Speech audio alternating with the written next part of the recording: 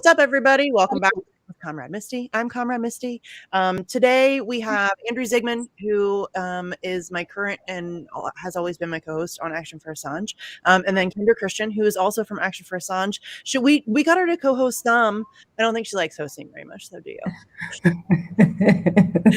But she's an amazing activist in Denver. They do phenomenal on-the-ground actions all the time. So thank you guys for coming on the show. It's cool to have you guys on my show for a change, like that's interesting. Right? It's exciting to be here. Yeah, it is. I have like nothing to bitch about in that realm. I was like so stoked to get your message because I know, and it's a little bit like this is not like a very bitchy way to start the show, but I haven't talked to Kendra in forever, so I'm a little like nostalgic right now. That's probably what it is. It's great though, you know what I mean? Like I appreciate you guys so much, and the relationship we formed and all of this. I know you're working out there and like helping me, and I see it, happening, and I just it's good. I mean, I don't know. It's cool to meet people who you like can vibe with on something like that, like just be able to know what the cause is, like what you're working for, and just fucking go do it. You know what I mean? Which is great. Alex, hi. Hey, I'm glad how y'all doing? To pop in. We're just reminiscing about A4A days and how we all kind of came to be friends. And it's not a very bitchy way to start the show, but here we go. All right. Do you guys hear an echo? Should I plug in my headphones? I don't hear an echo currently. I don't hear one. Okay. I brought Olivia. I just had Jack. She has recently been she contracted Havana syndrome. So thoughts and prayers. Oh shit, man, that's some fun. I just saw your post earlier about your son. I don't know why I'm riffing on it today. I'm in the mood. It's so ridiculous though, but there's so much ridiculous going on that it's hard to keep up with it all. And like when you tweeted that, I'm like, I haven't even like made fun of that yet. I know. I mean? There's just so much. I've been a little late to the game. Yeah. And there are those like permanently online people who just like, that's me. They're not even like good anti-imperialists, but like this is so obviously stupid that they've been riffing on it for like a month now. It is pretty stupid though. It is pretty. It's like it's like all the shit that they come up with. Really, it's all very stupid. I don't know. Havana, that's pretty funny though. So yeah, the big thing I wanted to bitch about tonight, and I don't think anybody will be surprised by this, is the CIA and Mike Pompeo and his stupid blobbies. What is it? Satanic blob of jello. Yes, giant blob of satanic jello. Yeah. Yes, thank you. And Allie made that sign. Did you see? There's another one that she made. I forget, something about bootlickers. Dang it, I don't know. I'll forget it. But she makes the best signs. I love Allie. All of the London crew, really. But yeah, so I fucking hate Mike Pompeo, you guys. I fucking hate him. And he's going to run for president. Like, he's probably going to run for president at some point. If not, he's going to run for president. And that's scary. The fact that there's somebody that's psychopathic with that level of power. It's fine. Everything's fine. We can vote our way out of this. He runs. Yeah. And even if he doesn't run, though, he's a person of immense power.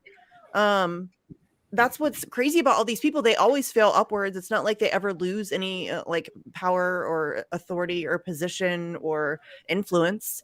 It's like a revolving door. They go from being lobbyists to being elected officials to being heads of the CIA to be, you know what I mean? Running some. Well, he was governor and senator too. Yeah, he's going to run for president. He's definitely. And I'm sorry if I sound stuffy. I should have said that. I'm a little stuffy today. So, yeah, apologies. Actually, the show, your other show, Misty, that I was on to talk about that summit that I went to in DC. Yeah, that's crazy. Mike Pompeo was there, and one of the things that was said about him, I think it was by was it? I'm not sure if it was Tony Perkins, the president of the Family Research Council, or Sam Brownback, who was the co-chair of the summit and formerly high-ranking government official. But he said that, if the U.S. were to invade China, Mike Pompeo would be saying, put me in the first round of boys to go to the front lines. And I think that's pretty accurate. He's just like a psycho. Yeah. Yes. And Yeah. he's like a religious nut too. He teaches like Sunday school.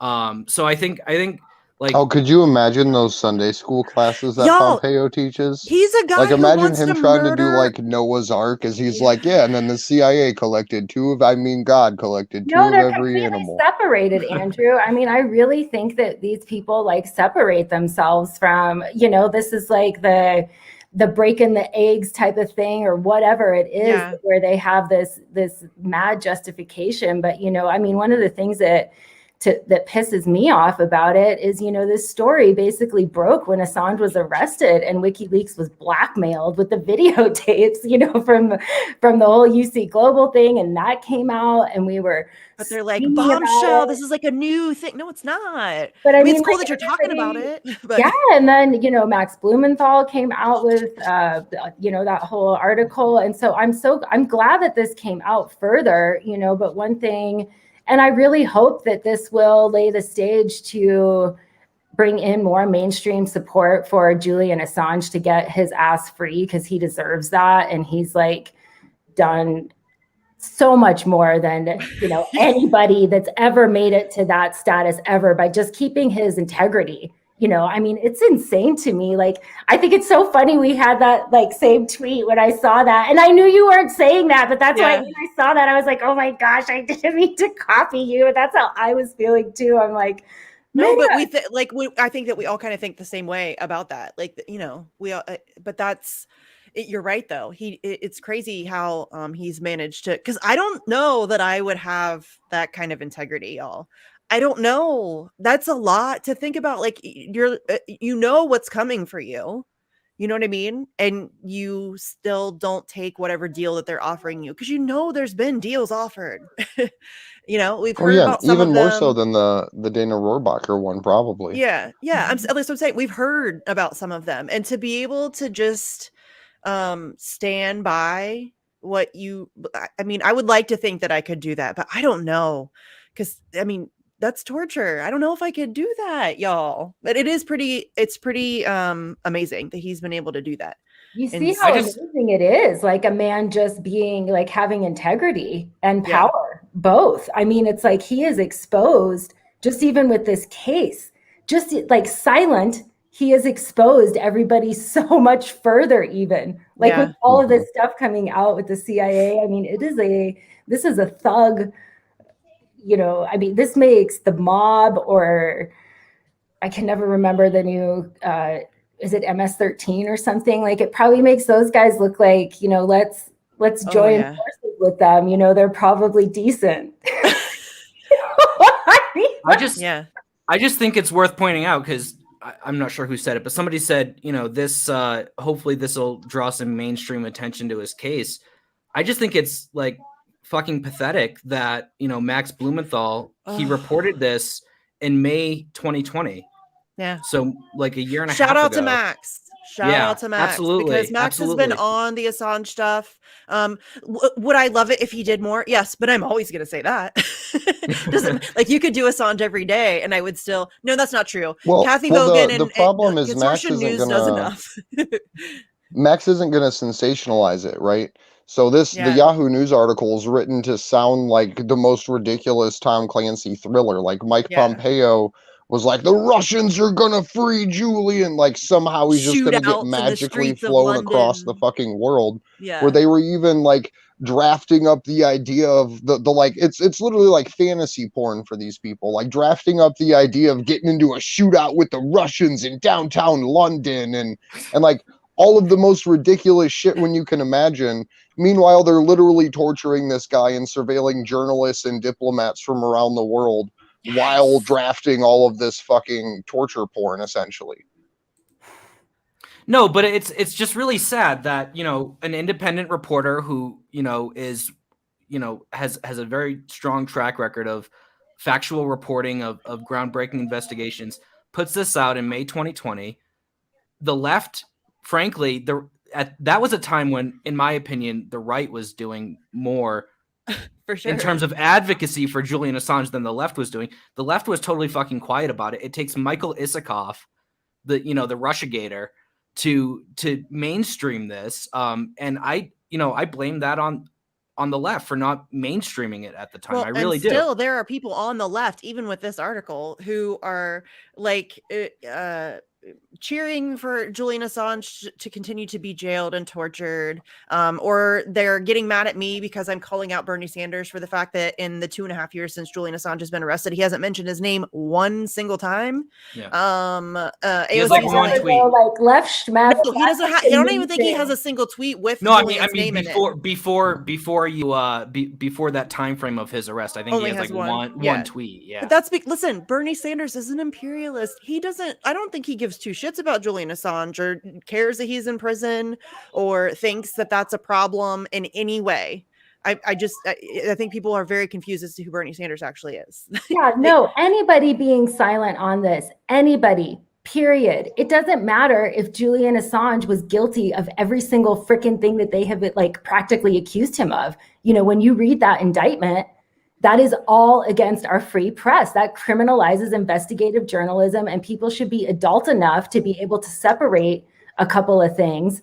And you know what I mean? Understand that. Yeah. And unite together on it. So I agree with you, Misty. There's absolutely no excuse or no like Bernie, it's complicated.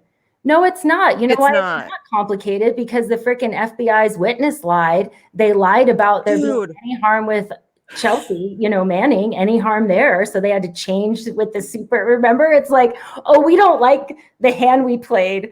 Let's play another one in the middle. Yes, they just changed everything, like in the middle of in court, like they're just changing. Yeah, literally re-fucking arrested him in the middle of the courtroom. Yes. They're like, okay, well, court starts now that you got rearrested for all this. That's not what we meant. This is what we mean now. Just took 12 minutes to just completely change everything in a courtroom, and like, what is happening? And but it's like, you're right. It doesn't matter.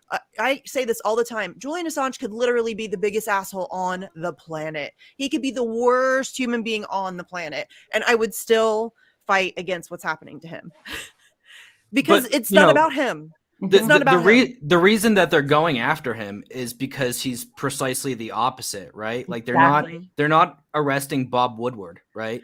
They're going after the guy who, in his 10 years of publishing through WikiLeaks, has done more damage to the empire than like the fucking New York Times in its entire history, right? So it's very selective prosecution, and I think that's really worth noting. It is because he is such a good guy, such a good journalist, that he's so dangerous to them, and why they're going after him. That's actually something that they cited in court back last year in September, because there was a lot of discussion around the United States claiming WikiLeaks published first, that they were the ones that put this information out there, and essentially literally had to be forced to walk back that statement, that there was a second website that put it out in hashed form, and then David Lee and Luke Harding actually published the key to unlock that encrypted file online long before WikiLeaks put out the unredacted or the redacted version, and then later the unredacted version, going as far as to not even list the redacted version on their website when they had people mirror it when the CIA was going after them. But it's and then it continued. I literally forgot my thought. I apologize. Well, it's okay, Andrew, because that was like, I have one to add in there, and then on top of that, there's the pretense of oh shit, now I forgot my thought. Well, I'll go. So just to shit on the left some more. Yeah, let's do that. It's always fun. How many journalists left journalists love to talk about like the CIA in the 80s in Latin America, like, or there's that book Jakarta Method. There's like all these people that are they continuously hammer the CIA for actions 20, 30 years ago. Now we have the CIA openly plotting the assassination of the top journalist in the world, and they're fucking silent. They're fucking silent. It's like, what is going on? When did the CIA become good? Was it when they put out that woke recruitment ad? I mean, why aren't they talking about this? The CIA has been good for a long time. The CIA is the media. That's the problem. The CIA, like, they've completely infiltrated the media, y'all. I remembered my point. I was going to say, like, usually and before, you know, if you brought up like, oh, well, this person actually published the unredacted, you know, when that information would come to light, there'd be some sort of pretense of, oh, we're investigating that. They're not even pretending to like try to charge anybody else with anything. You know, it's like, because they know there was no harm or anything like that, you know, and people, to your point, totally, I mean, all of these journalists silent on every single point through. Oh, it's so gross. Until they don't talk about the CIA dirty war in Syria. They don't talk about, you know, the CIA backing of well, I think now the big story in Afghanistan is the new Mujahideen, and I'm sure that if an investigative journalist with some talent were to look into their relationship with the CIA, they would find a lot there. But they talk about like the Contras, you know, fucking 40 years ago, you know. So it's pathetic. It's like rewarding, you know, and these people are rewarded for that. They get jobs at The Intercept for doing that kind of stuff. Yes. So it's really sad, you know, because we have like the best journalist of our time, like hands down. It's not even up for leaps and debate. Bounds above everyone else in the field. Yeah, it's not even up for debate. And the CIA was fucking plotting to kill him, and there's not a peep about it. Where is the article in The Intercept about this? I think they just did one today, didn't they? Oh, did they? Okay. I'm pretty sure they did. But Who's like the Chris Hayes tweeted about it, but he's not going to cover it on his show. He's not going to talk about it on his highly popular MSNBC show that he could expose millions of people to this information. He's not going to do that. He'll tweet about it though. You know, because that's safe, and he's not going to get in big trouble for that. So they're all completely co-opted. Every last one of our mainstream media journalists. Those aren't journalists. The other thing the article completely skips over, but makes reference to, right, is when they were talking to one of the intelligence officers, they referred to it as an art form about what they were doing. And they talked about how everyone within a 3-block radius of the Ecuadorian embassy was either one of the Five Eyes nations, a Russian agent, or I would add to that a protester, right, outside of there. And then fantasized about the Russians doing some literal like tactical training outside of the fucking embassy. While at the same time they had Julian inside under total surveillance, knowing exactly what was happening about it. And the whole diplomatic asylum thing that it brings reference to, that was something that I believe it was like Bolivia and a couple other European countries that they were talking about trying to get Julian diplomatic status 2 or 4, to be able to take him out of there safely in an illegal manner. But the article just completely only frames it as Russia, like everything in Russiagate, and then skips over the first, I don't know, like 8 years of WikiLeaks history where the global intelligence files revealed that there was an actual operation and not superseding, but grand jury that was impaneled even before that. It makes no mention of it. The article makes no mention of Chelsea Manning, who was tortured trying to get this information about who, or potentially who, she was talking to at WikiLeaks. Right, so they skip over so much history. Like they skip over it's like it starts the articles that are written about trying to honeypot Julian, but then they'll talk about the fact that there's these rape allegations, right? But not talk about the fact that a literal private intelligence company like UC Global had their fucking slideshows come out where they said they were trying to put him in legal conundrums across the world and set him up with honey traps.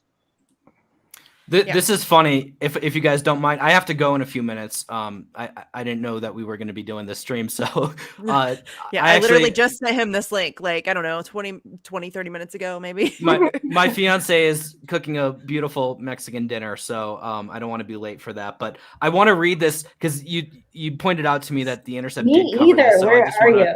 Just kidding. So So the Intercept article, Ryan Grimm is the author, and Sarah Sirota, I've never heard of her, but it says Related to David, says, probably. In an extraordinary assault on the press, officials also pushed to apply the same designation to Intercept co-founders Glenn Greenwald and Laura Poitras. Glenn Greenwald, who was censored by the outlet and then quit in protest, and Laura Poitras, who was fired. So they're like citing their own co-founders and as like promoting how cool they are, that they're like, oh, we're just as cool as Julian Assange. Meanwhile, we fired the Intercept is known for blowing sources, sources, for fucking over their sources. Like, so I apologize. I do have to get going, but that's fine. Thanks for having me on, Misty. Yeah, of course. Everyone who's watching this, like, continue supporting this channel. All these people here, because they've been some of the most vocal advocates for Julian Assange. Thank you. In the past nice year. So I really appreciate your podcast you guys. real quick too before you go. You have a new your show. Yeah, it's on Rockfin. It's called Pro Democracy Pod. It's rockfin.com/prodempod. It's great. That's all the plugging I need to do. I don't need to talk about it. We have fun. Yeah. Join us. All right. Thanks, guys. Thanks for stopping by. I appreciate it. Nice to meet you, Alex. Bye. Nice to meet you. Yay, that was fun. Yay. I love Alex. He's great. He's fantastic. And he also has a Substack too. Not a Substack. I think Alex was like a while ago. I think I tweeted like randomly on my personal account. I was on there like, you should go on and bitch about those 5 things or something. Is that him? I don't know. Maybe. You remember? I don't know. It was a while ago. I think I'll have to ask him. It took me a long time to get him to come on my show. Like, he's great. I don't know that he wasn't really doing any on-camera stuff. I just saw something from him and I was like, I understand. Yeah, he does great work.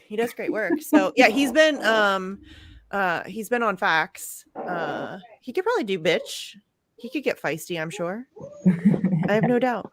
I'm willing to bitch with anybody. I can bitch enough for anybody. So even if you're like super nice, like tonight, Krish was supposed to be on. I guess I should explain that too, because last week I told everybody Krish was going to be on. Krish just had some real life stuff pop up. And so not that this isn't real life, but you know what I mean? So we're going to reschedule. I did send him the link and said that if he had a couple minutes to feel free to pop in. I don't know if he will, because he does have a lot going on. But I'm going to reschedule him. I'm scheduled out the next like 3 weeks, I think, but I'll get him on. We'll get him rescheduled. But yeah, like Chris was supposed to be on tonight, and when I asked him, because he was just like having a bad day or whatever. I'm like, you should come on a bitch. It'll be good for you. And he was like, yeah, I might actually be mean. And I'm like, I'll believe it when I see it. And then he tweeted me back, but then I'll probably apologize for it. And that's so Krish. He's like one of the nicest human beings alive. So I was excited to try to get him riled up and feisty and see if I could get him to be mean. Not mean, but y'all know what I mean. Maybe a little mean. It depends on who we talk. If we talk about Ryan Grimm, we can be as mean as we want, because I hate Ryan Grimm. Fuck that guy.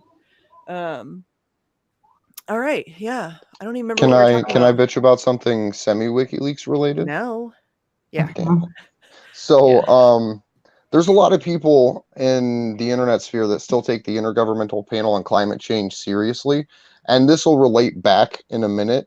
But the Intergovernmental Panel on Climate Change, there was a WikiLeaks release that came out that's commonly referred to as ClimateGate, that proved that organization was forging data, like just flat out forging records of climatological information from around the globe, trying to force a political agenda through. Mm-hmm. And they're still treated like they're a serious fucking organization, right? This would be like 2 years from now, someone taking the OPCW and taking them seriously again. They'd be like, oh yeah, no, this gas attack in Syria is real. Like, we really got to believe this one in 2024 now, right? After 4 years before that, they were completely dismantled, not literally, but figuratively, through media reporting as being a corrupt puppet organization of United States intelligence trying to push a certain narrative and removing actual data from their reports showing something that didn't conclude the United States can openly bomb them for no reason against international law. So people taking the Intergovernmental Panel on Climate Change, the IPCC, to any extent, like to the point that they're not just openly mocked, I think is a real travesty, because it's essentially having to regain ground that was already won in the battle against pollution and for climate survival, that these globalist institutions simply want to use to gain more power over society. Yeah. Is there an institution? I mean, can you guys think of one that should But- be like really taken No. seriously right now? No. I can't. I was like No. trying to think of one. I'm like, I don't know, No. some that have formed in recently in opposition. Yeah, like it's not really the fault of the organizations, it's the system in which we conduct ourselves. It is like there is no way to not be corrupted, really. I mean, it's just we have it all fucking wrong. Our priorities are so fucked up. I mean, it's really sad. It's like the year 2021 and we're still thinking that we can just consume and blow shit up and it's just weird that we aren't like evolving past all that nonsense. It makes me sad. I was just looking something up on Twitter and now I don't remember what I was looking up and now I'm pissed off about it. Well, the United States just gave fucking Australia a shitload of nuclear submarines. Like, we just formed some random weird-ass trilateral military commission that is essentially 3 of the 5 eyes operating together militarily.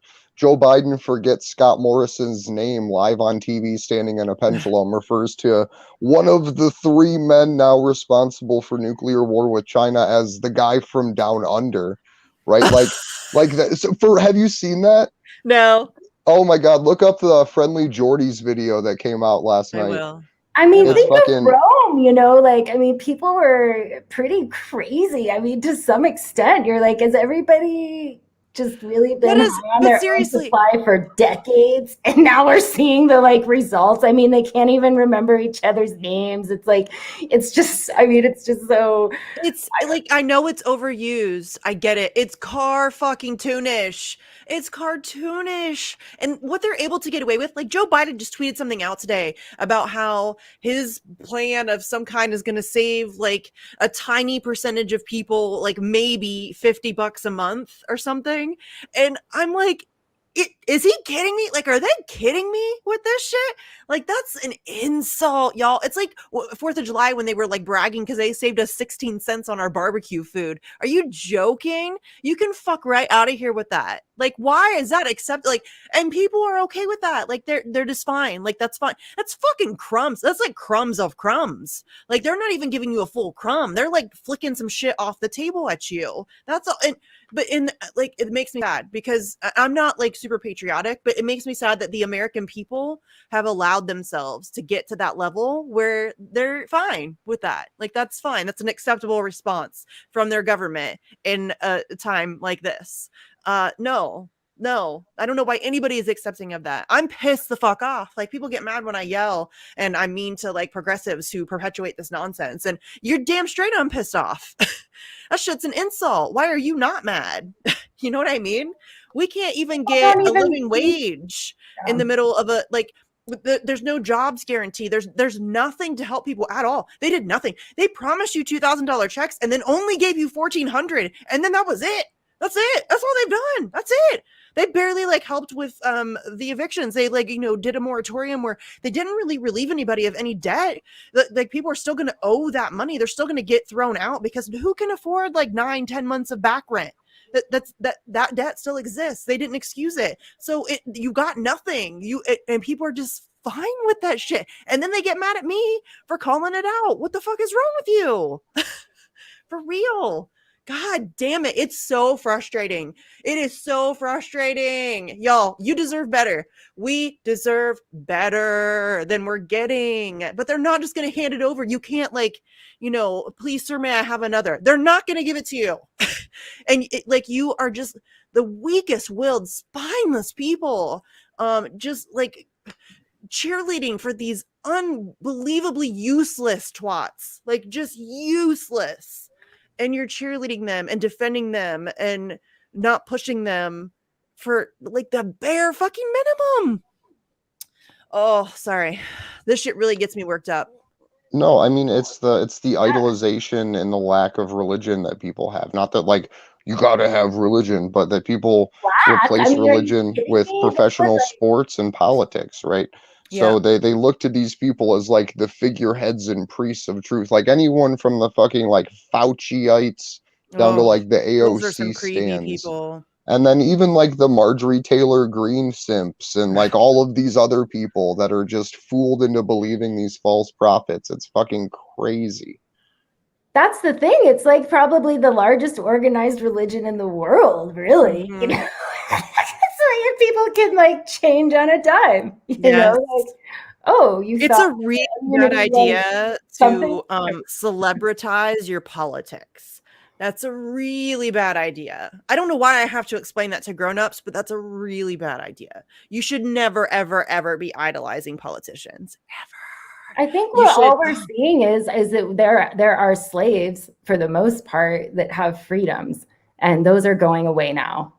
You know, and the mentality and like free men, you know, that's like few right now.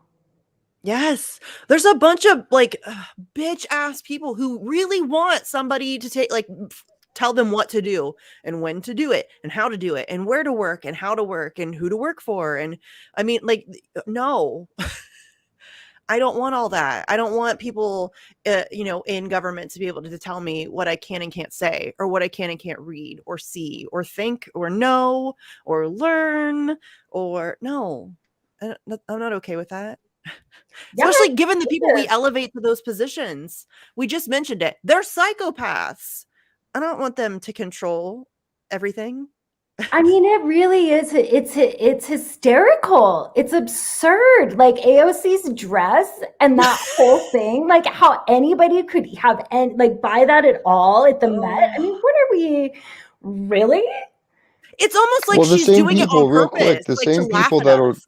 that'll cheer AOC in that dress, right, are the same people that will scream at you at a grocery store for not wearing a mask or refuse you entry into a restaurant for not being vaccinated, right? That's that like class of person. Meanwhile, AOC is wearing a fucking thousands of dollars dress with no mask on, but the poor woman that has to carry her dress has to wear a mask, and all of the people with platters in their hands have to wear masks. That's the Right. big thing. I'm And glad you brought that up because that's the big thing. Those pictures are creepy, and it's not just from the Met. Nancy Pelosi hosted some like I don't know, rich people dinner.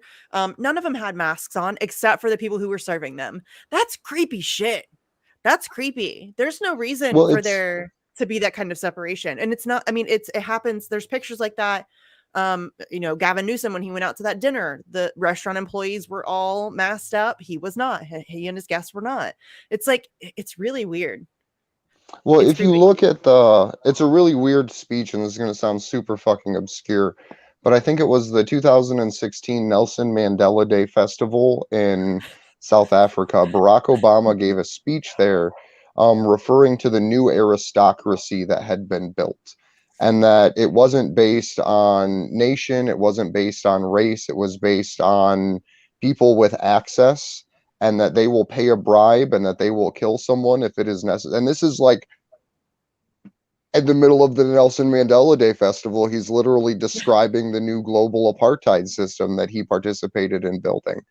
And it's something that we see play out with AOC, right? Like she was this waitress working at the bar, right? Not right for as much as that story's worth, but she wasn't wearing a mask at the fucking bar 7 years ago, right?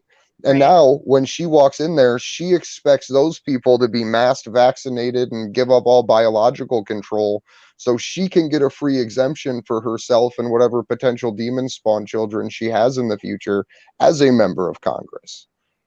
Because the mandates and the federal exemptions or the federal mandates say, well, Congress gave themselves the authority to not disclose whether they're vaccinated or not and not have to show proof of vaccination.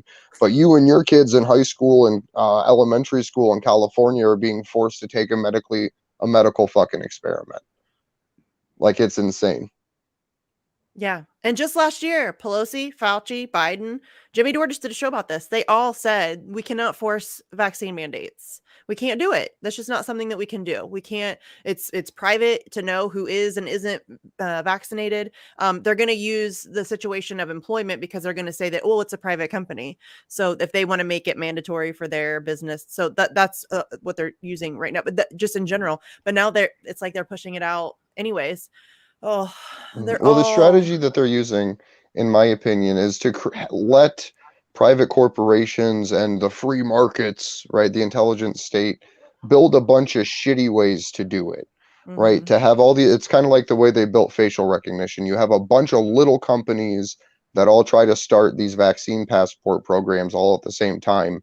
Meanwhile, in 2020, Palantir was given all of the United States', United Kingdom, and Australia's private health information, right? This global intelligence corporation was given 3 of the Five Eyes nations that are now the 3 nations that are allied up against China militarily, gave them all of the United States', UK's, and Australia's citizens' private health data. And now they're trying to let all of these different places roll out shitty vaccine passports. So that way they can then say, oh, well, look at this problem with all these terrible passports. Let's make this optional federal system sponsored by Palantir, right? And then it'll be an optional federal rollout where all of these companies that are already now mandated have to use Palantir as the corporation that's going to be doing all of this. And then a few years past that, it will be, well, you have to show your Palantir chip at all of these other places. When you walk into this, let's just tie it to your ability to have a bank account. Oh, you don't have your Palantir chip? You can't buy a cup of coffee. You can't buy groceries, right? So that's where this is leading to. It sounds creepy. And that's so true, Andrew. I mean, that's Yeah. exactly what happens. It's like feed it, pretend to have some sort of competition here, there, whatever. They do that in so many different areas in the US. I mean, with like all the industries like slowly destroyed in that way, right? I mean, you've got like, it's crazy. They're very good at this. And I know people are going to be like, who's they? You sound like a conspiracy theorist. I get that I sound like a conspiracy theorist, but that's what's really fucking crazy. Well, we can it's not a conspiracy we can theory. call This them, is we what, can call it, we can give them a name. It's Pfizer, it's Johnson and Johnson, it's CNN, it's MSNBC, right? Like we have Project Veritas footage of CNN anchors saying, no, this is really good. We want these death numbers to go higher. And then you have a Johnson and Johnson pharmaceutical scientist saying, no, this shit's super dangerous. I took this other company's, not that you should take it, right? And if you take the two independent of each other, not that either of them seem innocent, but when you take the two in context of each other, that maybe there's influences behind Johnson and Johnson that also are behind the news media that gets pushed on CNN, and then wonder why there's such this hysteria for vaccination. We allowed corporations to buy our news media. That's a really bad idea. Like, I know I said earlier that we shouldn't celebritize our politics. We should not let corporations buy our journalism. Ever. That's a terrible plan. And then those same people buy our politicians too. I mean, Jesus Christ. And then we wonder why it's so fucked up. That's why it's fucked up. That makes no sense whatsoever. None whatsoever. It's fucking crazy. Like I said earlier, we have this so fucked up. Like humans just fucked it all up. I mean, my guess is that by the time we were born, I mean, the media for the most part was pretty much tied down. I mean, they were like getting some, like Colorado had our 2 big newspapers, but even by that time, that was nothing, I mean, like the press clubs used to be so vibrant, a journalist was a powerful person, I mean, and like a really great job, and they were super connected, and they kept, I mean, that's like a necessary check, in society. And to your so that's the other thing with WikiLeaks that they just really have exposed is how many people are just propagandists. I mean, and how deep that goes to even in the independence. And that's where I think, to me, I was genuinely surprised. I was yeah, I knew it was bad. I didn't know it was Glenn Thrush sending an article to the Hillary Clinton campaign in advance of printing and literally saying, I know that this makes me a hack, but here's this article, read it, and then just tell me if you want anything changed. And yes, dude, that makes you a fucking hack. You're not a journalist.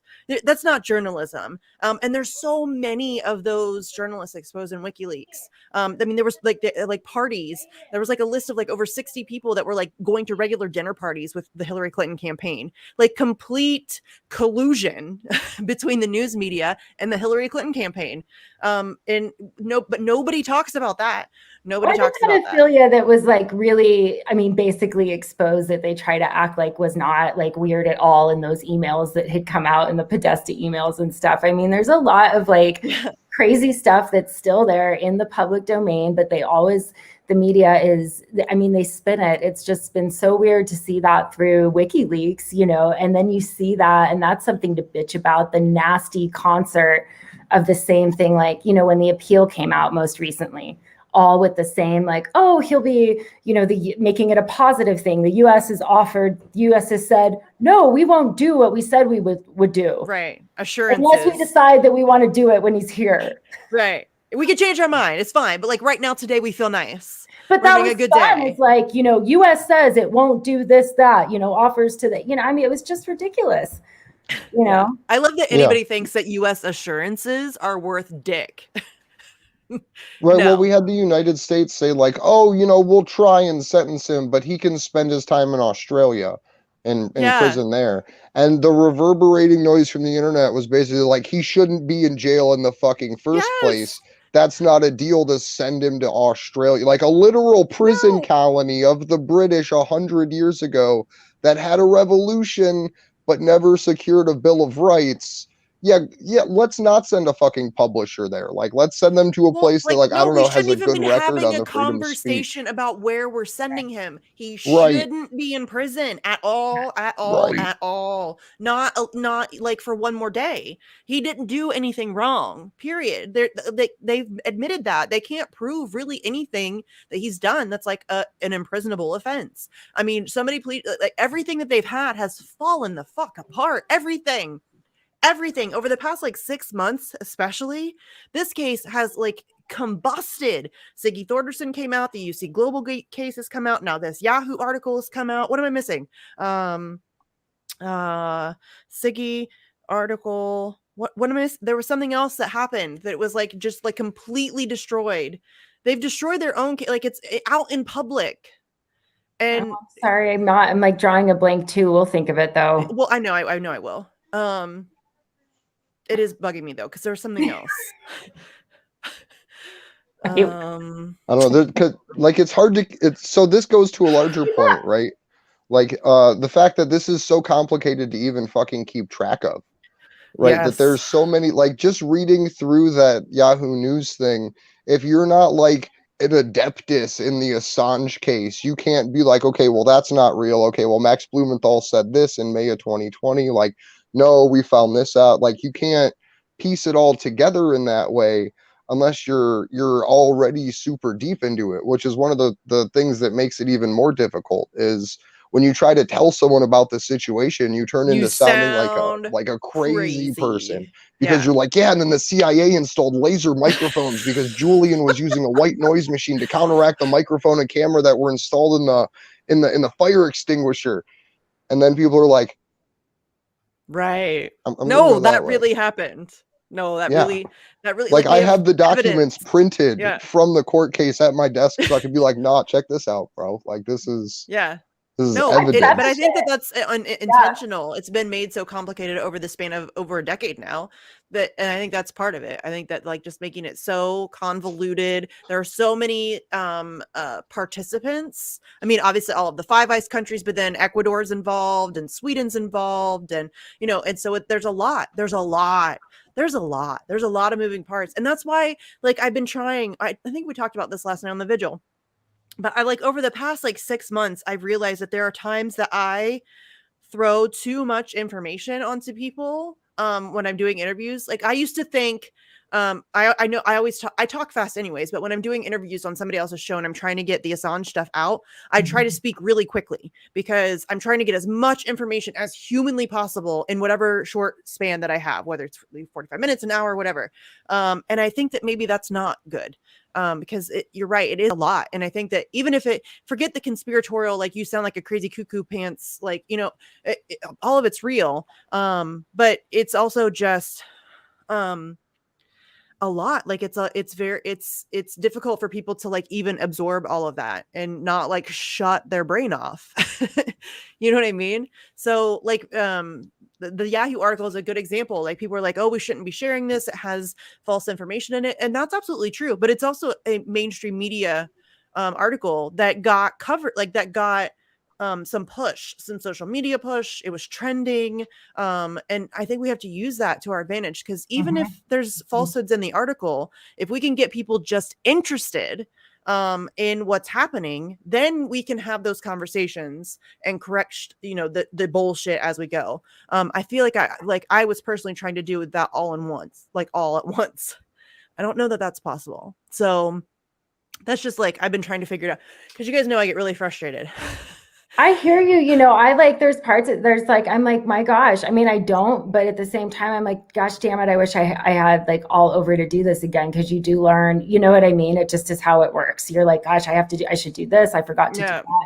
And I just get frustrated because I can't find the words. I can't figure out how to get people to understand how important it is. You forget to give like your Twitter or something like that in a speech to people, or so, you know what I mean? It almost it doesn't like negate what you did, but it's like, it's a mess up. You're like, damn it, or something like that. Like I remember when we had, did the home run for Julian tours, just being so impressed with Gabriel and John Shipton, just like how eloquent they were able to talk about that. I mean, it being so personal. And I did ask Gabe, I'm like, how do and he's like, I keep like, the main things that I like, how is he doing? Where are we at? This, and it's so true. It's like to just try to like center yourself on that stuff, because it's so complicated. It is. And you do sound crazy. Like Andrew, I start just saying that. I'm like, look, if I didn't see it with my own eyes, I wouldn't believe it. So do you want to read some stuff? It is hard though. That's hard. I've tried every tactic talking to people. Well, I found that yelling is the best outlet. Like not at someone, but just ambiguously towards a crowd of people is generally the best way I've found. That's my therapy, essentially. Just going and yelling at random people, random strangers. Yeah, just random crowds of people. Yeah, that seems like it would be really effective, Andrew. I'm gonna try that tomorrow. No, maybe not, or no, maybe don't. Maybe don't. Is that what it was? Maybe don't. That's what it was. I finally got over talking on the bullhorn, and I think one of our last protests, like some of my group was like, "Oh, maybe we should take this from her." I can say that there is nothing quite as therapeutic as standing in front of the DOJ with a megaphone telling them to fuck off, or like walking through the streets of DC with a megaphone, or not even like just yelling. Like I don't even need a megaphone, but like yelling "fuck the CIA" and yelling "fuck the FBI." Oh my God, we had. At End the Damn Wars, we marched basically from the Capitol building down Pennsylvania Avenue, which has the FBI and DOJ right across from each other. And there were people with their FBI vests on walking down the street outside the FBI building. And we were like, "What do you say to the FBI?" And the crowd was yelling, "Fuck the FBI." And I was like, this is beautiful. Like, these are my people. These are my people. I think that at least like 94 times a day when we're in DC. These are my people. These are like my the people. woman screaming jail or war criminal at Hillary Clinton. Yeah, those are my people. Yeah. Or like Jeb Sprague, who interrupted George W. Bush, Mike Preisner, who interrupted George W. Bush. Those are my people. Let's do that more. Let's do that we need more of that. I told Magnus that we need to, as soon as it comes farming time again, we need to get everybody growing tomatoes. Farming time, right? We need to get everybody growing tomatoes because they're so piss easy to grow. You literally can throw them on concrete and they'll sprout in the cracks. But then that gives us the thing to use to figuratively tell them, like, you are no longer acceptable in society.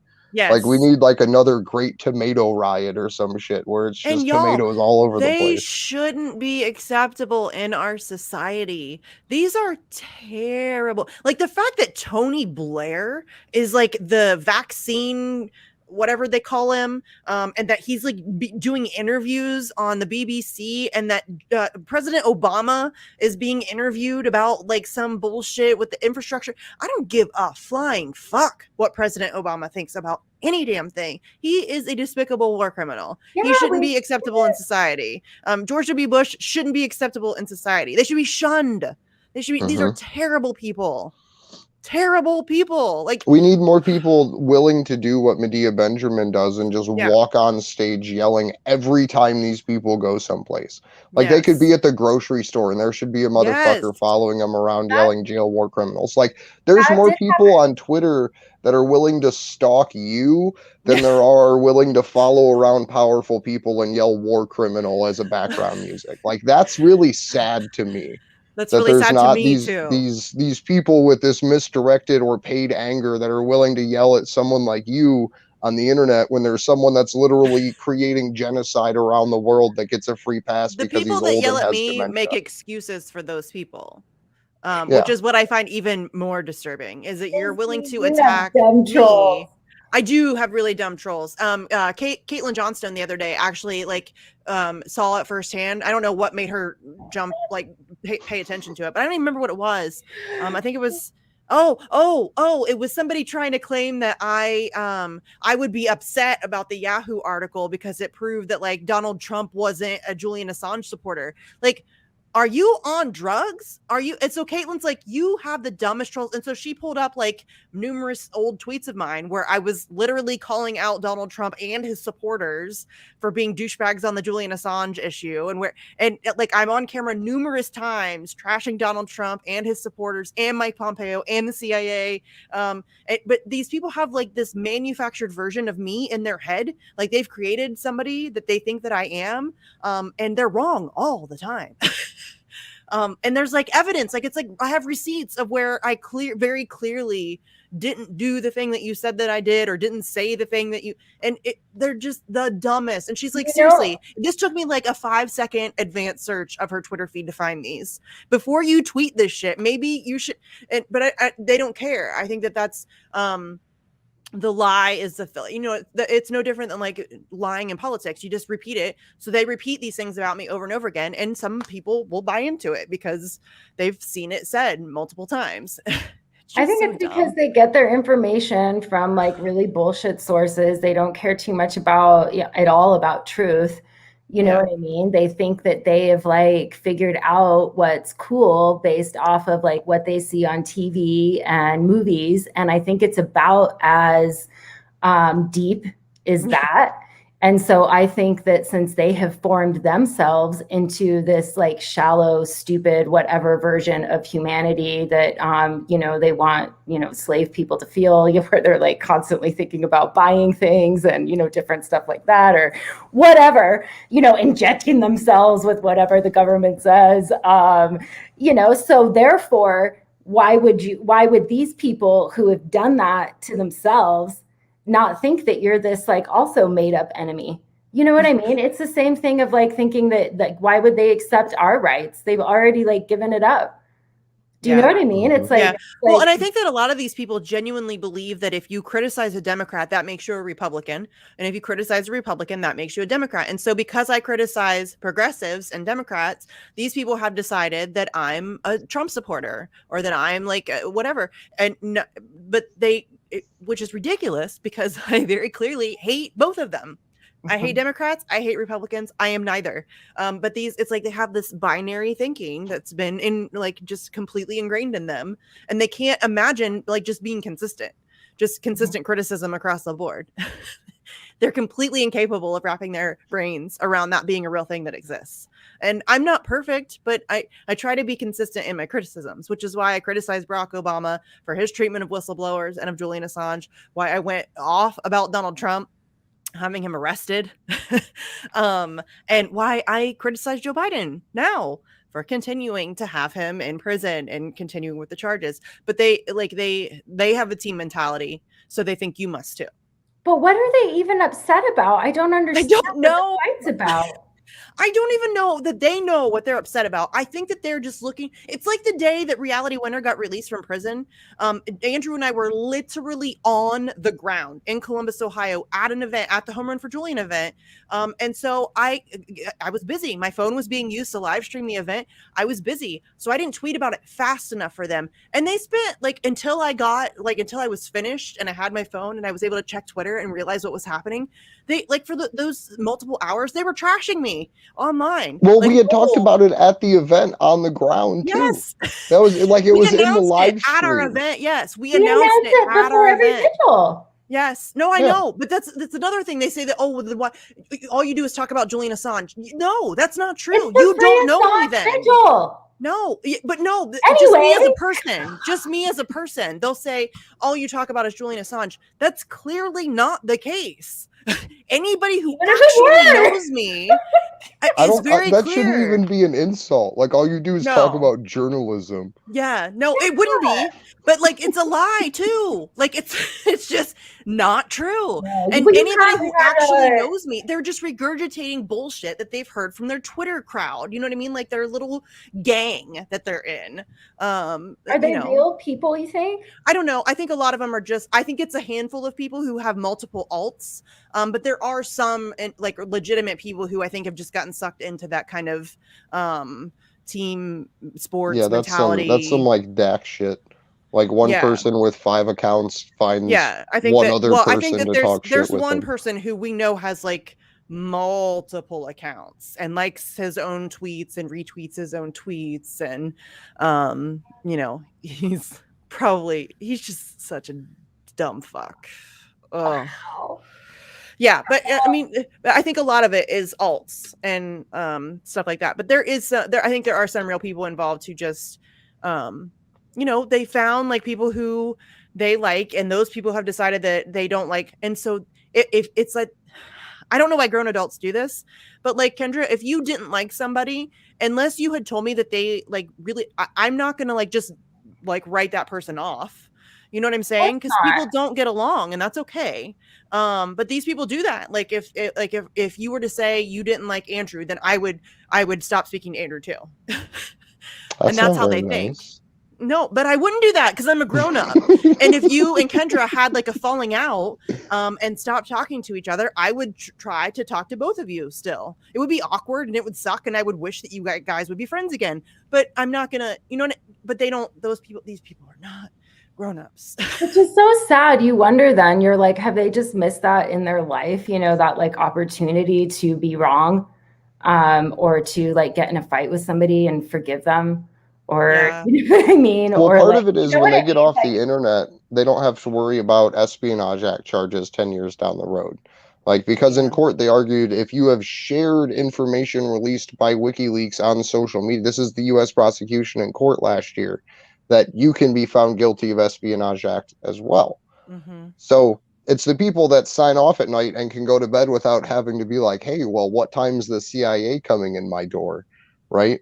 It's them that once they're gone off of the internet, there's nothing missed about the world. It's people like that are willing to troll. It's because you're already bent over. That's the point. Yeah. It's not missed out on something. It's because you're already willing to do whatever. And no insult to anybody who likes that. That's not what I meant. But I'm just saying these people are crazy. It's just, that's 100%. On the note of trolls, I did find they're called this Insurrection Squad or some shit on Twitter. There's this 20,000 follower Twitter account that tries to do crowdsourcing to find people that were at the January 6th event. Oh. So I was borderline considering going in and posting the pictures and videos of me there for a completely separate reason. Just to see what I could get them to do. Because, I need trolls. It makes me sad. I have to go fight Kevin Gastola's trolls or fucking Savage Joy's trolls because I don't Twitter have enough. That's the only way you get trolls is if you're on Twitter a fair amount. Yeah. Because that's fair. Start, you know what I mean? You could, seriously, I told you, if you want trolls to fuck with, just come to my timeline any day of the week at any given moment, and there will be trolls there. Oh, and you can find them and fuck with them. Well, those ones are too easy. You get in there and they're yo, I do have the dumbest ones. I do. Yeah, it's not fun to feel bad after you make fun of somebody. It's just not fun. Like, and I frequently will get into it with, I try not to get into it with trolls anymore because it is a giant waste of time. But Andrew's right, it is fun sometimes too. But there have legitimately been times where I have had a troll where I honestly felt bad for them. Like, for whatever reason they're doing what they're doing. I mean, if you're getting paid, okay, that's I can't imagine like feeling good about myself if that was. Could you imagine getting paid to attack a single mom, or not a single mom, but a working just a mom in mom Ohio? From Ohio? Right? Like, I'm just like legit. Just I know I said all the time, I'm just legit some chick in Ohio. Like, I'm not. Right. I have no like secret spy connections. I'm not interesting in any way. Well, like seeing what they've tried to do to Jimmy Dore, I'm just like, oh my gosh, that's it's like vultures, you know. It's ridiculous. And listen, Jimmy's not perfect. Well, even fucking people that he's had on stage, right? Like fucking Tim Black put out some shit like 8 months ago calling Jimmy Dore like, you're an alcoholic. Like, motherfucker, you turned your back on every one of your goddamn friends to get a half-hour interview with Nina Turner. Like, don't tell me about people with fucking problems. He lost his way a long time ago, though. I used to like Tim Black a lot. Yeah. I fucking love Tim Black. Like, I wish he hadn't, like, I don't even know, like, no one knows what he's doing. Like, he won't talk to anyone. No, and he just, like, the last text I got from him was him literally saying, like, it's like the fucking Anna Kasparian tweets with Jimmy Dore where she's like, you did a great job. And then she's like, I'm going to fucking kill you. Yeah. Like Tim Black was like, hey, like, please, like, thank you for all your support. Like, please give others a chance to help out in the community and stuff like that. And then the next one was like, hey, I'd really like you to come on to talk about Julian. And then he messaged me back like, hey, lose my fucking number. And I'm like, that changed quick.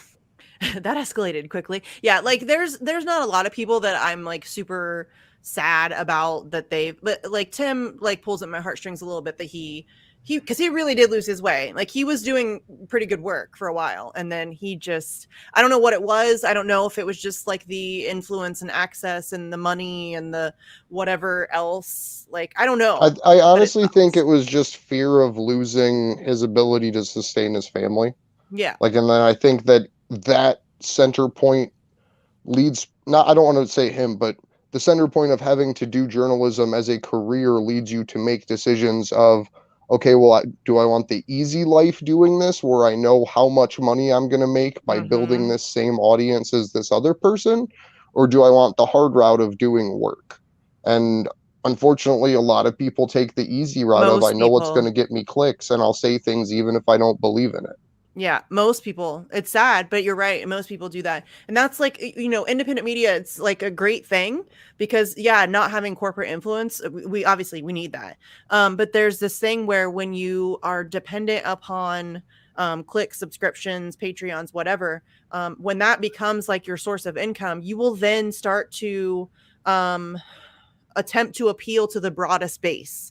Because you need that money now. Like so you'll start, and I don't think it's a conscious thing for a lot of these people. Some of them I do. Some of them I think are legitimate grifters and who got into it for exactly that reason and knew that if they portrayed one, like they know how to play to their audiences. You know what I'm saying? Well, they even went as far as to name their media channel after the group that committed genocide against the left.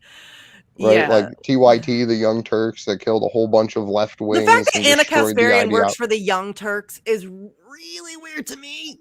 Yeah, that's weird. Well, it's ironic, right? So, like, people called the Squad the Tea Party of the left, and that's the most accurate description because all they did was pull the Democratic Party to the right, just like the Tea Party did. That's fair, right? And then you have TYT, historically the Young Turks, that were responsible for committing genocide against left-wing activists. That are now doing that in a media space named TYT, where they're literally genociding the left ideologically for the profit of the billionaire class and the Democrats that are giving them money. Like it's the same thing, but just in a different concept, down to the point that they'll name themselves after the institution that murdered the left. It is crazy how obvious they are about it too. Like they took that 20 million from Jeffrey Katzenberg and they were all like, oh, this is just an investment. It's not going to influence our coverage, or it 100% influenced their coverage. And then we're going to fire everybody that you just crowdsourced to bring in. That was such an amazing grift. 1.4 million. Yes. Listen, you have to give them credit. That was an amazing grift. They raised $20 million from their viewers, proclaiming that they're going to hire investigative journalists, right? We're going to hire, look, you guys love the investigative journalists that we have right now, right? They're doing great work. We're going to hire some more. We're going to crowdfund for this shit. They crowdfund for investigative journalists, take the money, then take 20 million from Jeffrey Katzenberg, and then they fire the investigative journalists that they already had, didn't hire anybody else. Right, everyone except fucking Kyle Kalinske and Mike Figueredo from And they're Humanist not investigative Report. journalists. No, I know, but that's what I mean. Those are the Yeah. two people that stuck around for No, that, they fired that just the period of investigative history. journalists. Like they crowdfunded to hire some more, and then they fired the only ones that they had, didn't hire anymore, and took $20 million from Jeffrey Katzenberg.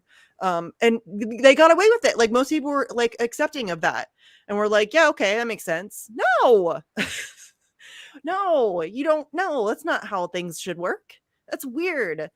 And then that they still proclaim to be independent cracks my shit up. And they are very clearly struggling because they had to get Nina Turner to do a show that they have then put behind a paywall. And I know, and I didn't know it was behind a paywall. It's behind a paywall. It's a members only show, and it's once a week. So and no one's watching it. Nobody's watching it, and it's terrible anyway. Did you see? I only saw a clip somebody posted on Twitter. It's every bit as bad as you would think it is. She gave like some Hero of the Week award, or not award, but you know, like they have like a Hero of the Week, and it was fucking Cori Bush and Elizabeth Warren, y'all. Oh God, the fact that anybody still takes the at least she's giving out awards to people of color, right? Like whatever, they should have the decency to not try to dance like Elizabeth. No, it was a Native American joke. No, I know, but Cori Bush is also black, so I'm sure that might not have hit everybody. Yeah. But I got what you meant when you said it. Yeah, it was a dig at Elizabeth Warren, not at Cori Bush. Yes, just to clarify. No. Our first Native American representative. We have to make sure we give her credit. But seriously, y'all. You know, people need to also get over it as well, because it's like, well, good for them, but like shame on everybody else who's fucking buying this bullshit. I mean, come on. Well, do you know the history of Elizabeth Warren? Do you know like the era? Which history? So the actual, like, she rose from the Arthur Schwartz era. Yeah. And, she's a Republican. She used to and be the anti-SOPA, like anti-PIPA movements. Yeah. And her whole thing was like, I'm never gonna allow the government to give this much money to corporations again, and then turns around and just oversees the largest upward distribution of wealth in human history. Yeah, during she the middle of the switched pandemic them in the last year. 90s, and that's everybody should like take note of that, because a lot of people did, and that's because Bill Clinton made the Democratic Party a Republican Party. That's what happened there. Like that was Bill Clinton's contribution to the world, is that he turned the Democratic Party into another corporate-owned Republican Party. And that's so she felt welcomed by the Democratic Party because they're now Republicans. She's definitely a Republican. She tries to, and it's really funny to me that anybody ever thought she was progressive. Like she had progressive cred. Like people wanted her to run, y'all. And no, thank you. No, thank you. No, thank you. She's trash. They're all trash. It's really bad. It's like to a Hunger Games level, seriously, in a year. I mean, like some of the shit, you know, that whole video with Stephen Colbert with the vaccines. And oh my God, that's a couple creepy. things that I've witnessed where it was like, what was it? Fireworks for Labor Day. And we were listening to the radio before they were going off, and they had the crowd cheer for which vaccine they got. Oh. And then you point it out to someone, like a normal person, and they get offended at you, like, well, why don't you just take it? Like, they'd stop dancing like that if everyone just took it. Like, wait, what? No, they wouldn't, because before that, it was the flash mobs of nurses in the overcrowded hospitals.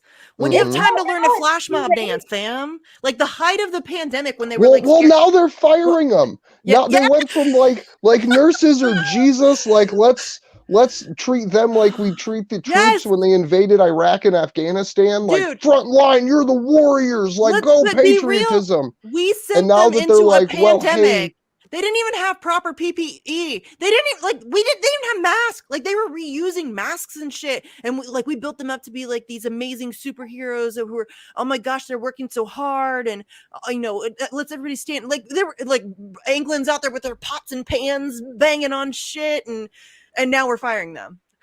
Well, And let's not caring, the same fucking people out there doing their claps and their pots and pans and doing all of that shit so aren't saying anything. Are they saying anything? I mean, I don't know. Some of them well, they're cheering for the firings. So an interesting thing, like if you look at the state of New York, and in particular New York City, you have the new Andrew Cuomo is literally like, the vaccines were given us to by Jesus, and I need you to be my epistles. Right? Like not even hyperbolically, but the governor of New York said the vaccines are made by God, and I need you to be my apostles. Um, and this is shortly off the heels of a bunch of nurses leaving, and then the rest of them getting fired for not wanting to be vaccinated, which was shortly after Andrew Cuomo just murdered a bunch of fucking people in nursing homes by stuffing them together, doing no preventative care, and shoving a tube down their throat, blowing their lungs out with overcompressed air, and saying good luck. So now they're trying to, in my opinion, remove the ability for the class of people that openly object to that type of medical treatment from the medical industry. So they're removing the people that would be willing to, down the road, testify against Andrew Cuomo if any of these nursing home victims actually get their day in court.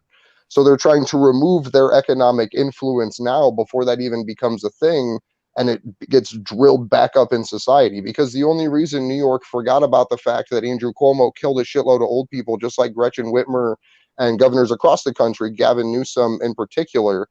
But then this lady comes in and she's like, okay, all you nurses are now fired. We're bringing in the National Guard. Yeah, like they're going to fire 72,000 nurses. Like right they're in the middle of like their collapsing Yes. health industry. We can't find enough And workers. what pisses me off even further about that is that we have been destroying our hospital systems for decades. We have been closing hospitals across the country in mostly rural and poor and communities of color. We have been shuttering hospitals across the fucking country. And then we get this pandemic and everybody's like, oh shit, our hospitals can't manage. Well, gee, I fucking wonder why. Because you've shut down all of these hospitals, and because we have very limited staffing, and because we don't have proper systems of supplies. We don't have any of that infrastructure set up in this country, or at least that we or actually allowed to see in use when we need it. But yeah, of course we're gonna. And now and then Andrew Cuomo, right before while he was in the middle of killing all of the old people, cuts the funding to schools and the healthcare industry in New York. Like states across the country cut funding to their healthcare systems in the middle of the pandemic because all of the overwhelming money from the single payer COVID bill was driving these hospitals to only report things as coronavirus, which the federal government was paying for. So states were just like, hey, we're going to just completely gut the funding. And now it's to the point that private health insurance companies are like, yeah, we're not paying for COVID tests. Like it's crazy the way that it's been allowed to play out. Like what's weird to me though, you guys, is that it's out now. It's too late. They have got enough people out there have taken the shot. There've been enough adverse reactions. This has gone through to the medical community now. Like people their patients now who are dealing with basically, going to therapy and having permanent medical issues and nobody to do anything with, you know what I mean? All this stuff. So that's spread out. And now, so it's known, I think, amongst society more that there are more issues from this, or people honest enough or in that position to seeing that they've seen a lot more now from this than before. I hope there's some sort of, but it feels like that's known and the gas is on, and that's what makes me, I hope that this whole thing. I hope you're right, because I don't know if that's the direction we're headed. No, I mean, I think the gas is on, that they're going to plow through and keep going for it, which is look at Australia. Australia's openly saying if you're unvaccinated, your life's going to be hell. They have literal police officers coming to your house, reading your social media posts to you, telling you that you shouldn't say this. They have predator drones patrolling parks with loudspeakers on them from miles up, blasting sound down saying you need to leave due to lockdown regulations. They have people getting drug out of their houses. I don't think those are predator drones. I think those are the little cop drones. Were those the little? Okay, I thought they were like the predator. No, I didn't realize. Sound can't go that far. Okay, but literally rolling out LRADs and shit now. against Yeah. protesters. The government of Melbourne said there was a no-fly zone over our city while protests are happening because they closed down construction for 2 weeks, because the construction workers beat the shit out of the union bosses, because the union bosses said they had to be vaccinated, because the construction workers pissed off the business owners and shopkeepers because they would bring their own lunch and eat it in tables in the streets and shut down traffic because they weren't going to be vaccinated to go get their lunch from an actual store. So like it's fucking on, like, right? Like it's fucking crazy right now. And that's just A lot Australia. of Like that's not the countries, people yeah. getting bagged in Not the Europe for the United same things. States, but Australia, they're going off in the UK, Amsterdam, Canada even. Like Canada's going off. The United States is not. The United States, most people are cheering this shit on, like cheering on the authoritarian measures and are fine with these. Here's what pisses me off. And I get that a lot of people are scared by COVID. I'm sympathetic to that. I am genuinely sympathetic to that. But none of this stuff it's all arbitrary. And if people can't see that by now, if you're not furious by the fact that AOC can go to the Met Gala and not have to wear a mask, but the servants do, if you can't see that there's like two different tiers of society, and the rules don't apply to them, and that Nancy Pelosi can go get her hair done, and there's like Democrats can fly from Texas to wherever they went to avoid a vote, and there's a bunch of Democrats that can fly to Hawaii and go to some like thing or whatever, like they can do, like their life hasn't really been altered in any way, shape, or form. So if it were across the board, I would be more I would still be skeptical, but I would be more willing to participate in that kind of stuff. But it's arbitrary. None of it makes sense. I went to an Ohio State game a couple weeks ago, and the rule was, which the rules were not implemented at all, but the rule was that you couldn't, you didn't have to wear a mask outside, like in the stadium, but if you went inside for like concessions or go to the bathroom, you had to wear your mask. Nobody wore their mask anyway, but that doesn't even make sense. That makes no sense whatsoever. It's like when COVID first started, and I think it was the Saints. They played like an entire game, they won, and then they were in the locker room celebrating, and they didn't have masks on, so they got like a huge fine. They just played 3 hours of a full contact sport in each other's faces, talking shit, spitting, sweating, like flying into each other. That's okay, but like celebrating in the locker room is like a finable offense. None of it made sense. None of the shit makes sense. None of it adds up, in my opinion. I'm just one of those people who, I like things to make sense. I like things to line up and to be logical. None of this shit's logical. That's where I think it's really, it's, I mean, I don't know. It's almost like stuff was so corrupt anyway. You have like usually the descent from communism or fascism, like fully into totalitarianism, but it's just like we're just basically there automatically. And I think that's one of the things that's so, Hannah Arendt talks about that's like, with totalitarians, there is no sense. It's just total control. It's power, and it's that's what you see. I was going to say, it's not new either. If you look back 4 years ago, you had Chris Christie put out a mandatory beach shutdown order across his state, and then take him and his family and go to the beach when there's no one else there, right? It's just like how Gretchen Whitmer will say, hey, don't go to Florida, there's so many people dying, right? Locks her state down, tries to bar travel to Florida, and then goes to Florida. Yeah. And then kidnaps herself. Right. Well, the FBI kidnapped her. The FBI was trying to kidnap her. So, like, to the FBI's credit, like, that was a good idea. Next time, just don't get a bunch of hillbillies involved.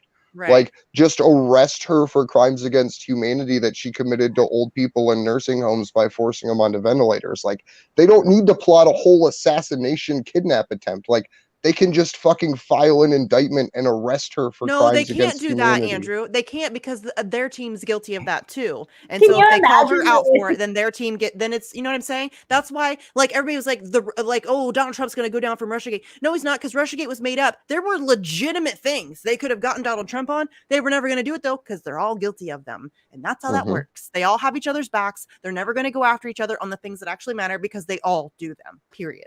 Could you imagine like a backroom conversation with her, basically with all Whitmore, like, hey, everybody really hates you. So we'll do our best. We're going to kidnap you. That should gain us some sympathy points, We'll see. We'll see.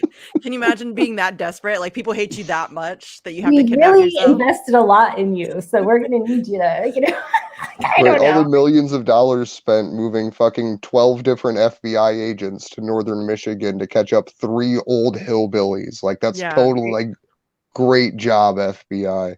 Or like, we told you we're not taping the seeds in the stores until 2022.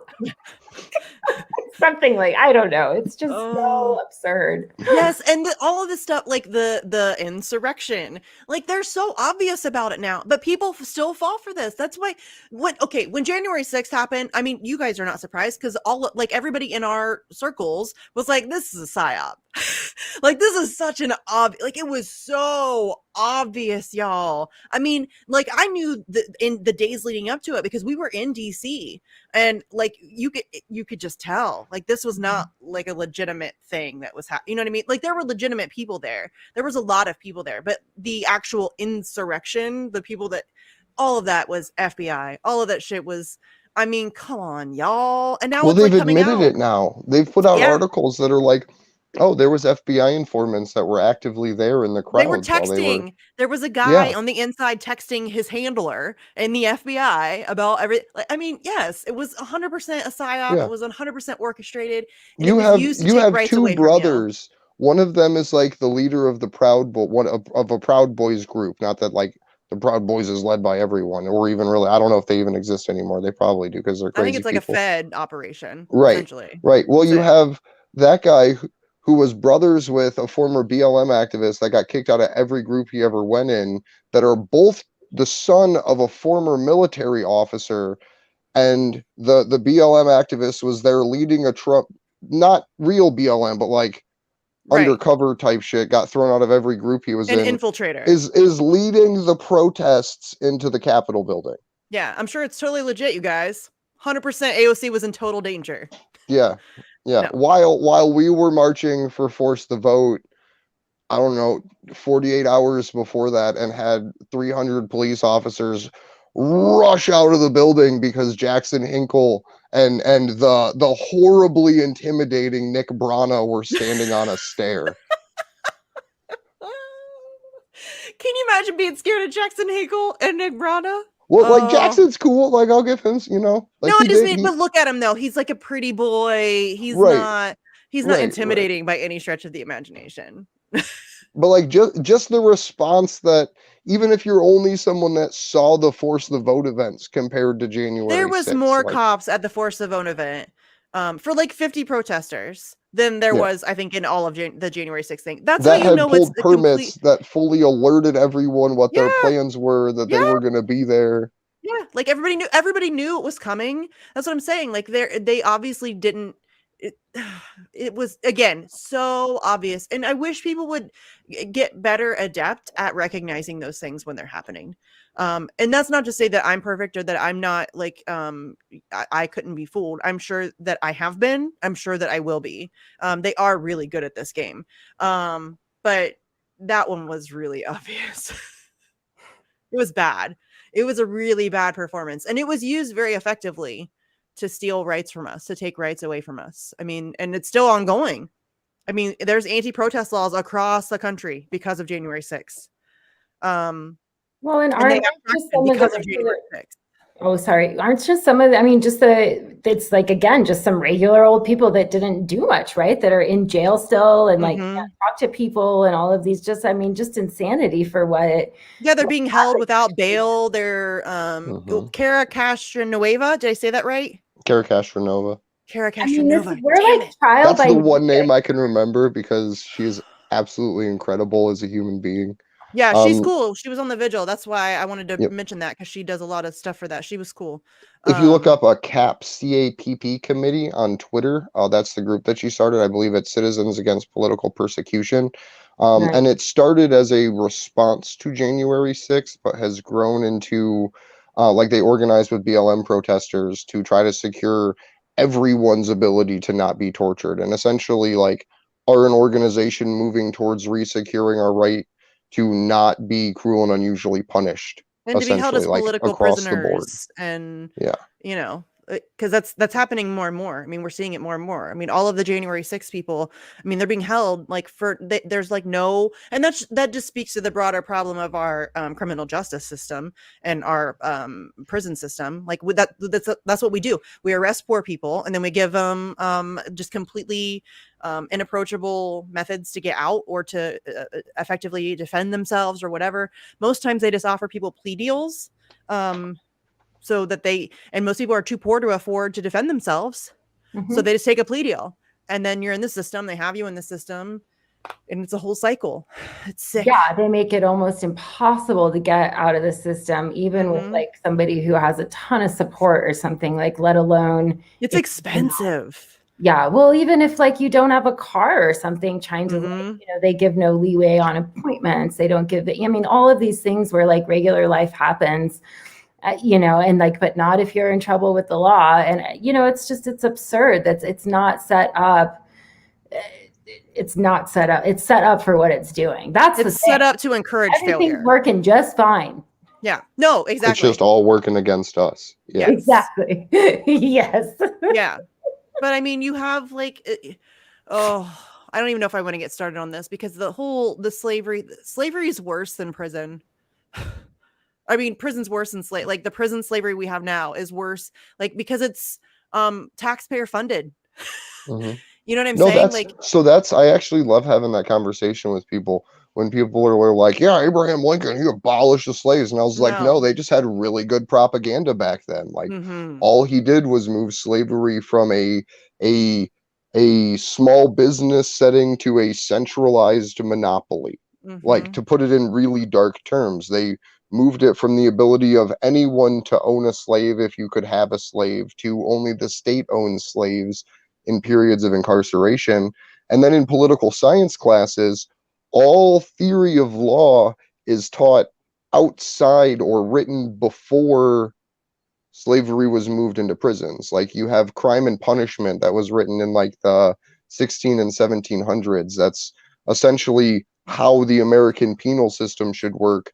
And then you have prison slavery introduced as a constitutional amendment, right? Rather than writing an amendment that says we abolish slavery in the United States, they added a comma and put except. Yeah. And that just means it didn't get abolished. It just got propagandized, moved, and taught through a public education system that it was gone.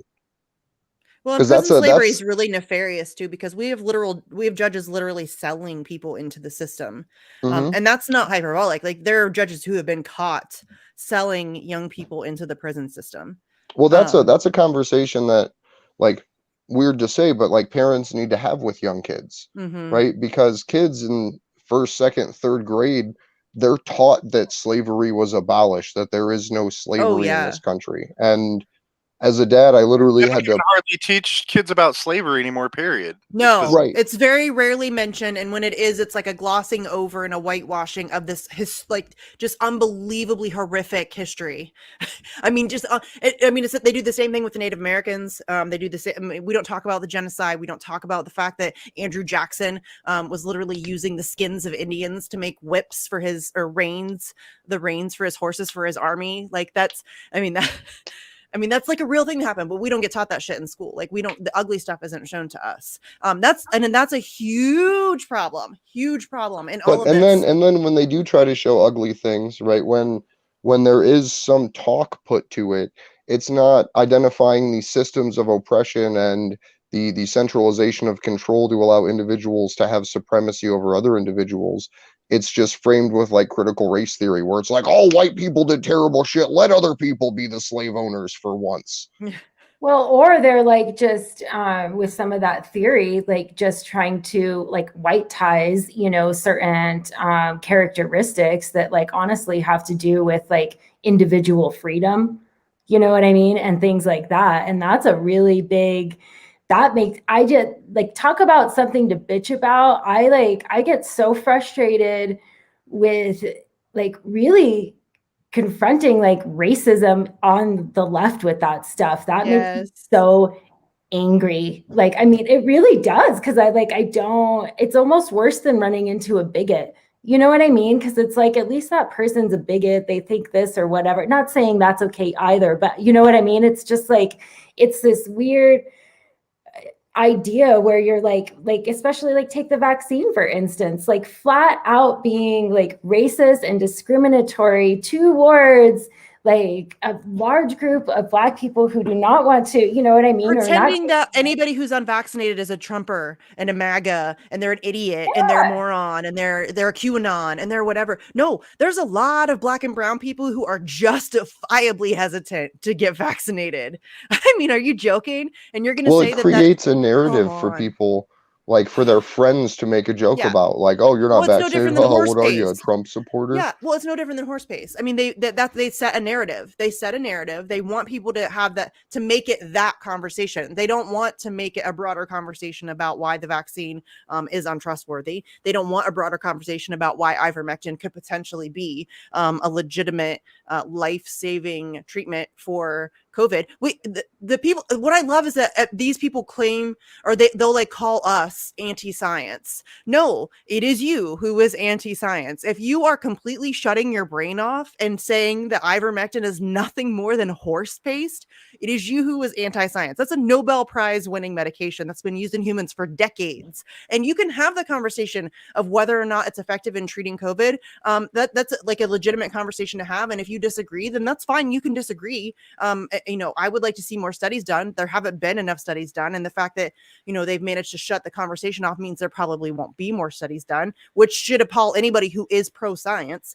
But those people, if horse pace works, then fucking use it. Well, it's not horse pace though. That's what pisses me off. I mean? Is that there are these people who, like Ryan Grimm does this shit. Like he's supposed to be Smarty Pants Intercept guy, right? Ken Klippenstein does this shit. It's not fucking horse pace, and you're a disgusting liar. Like you are like.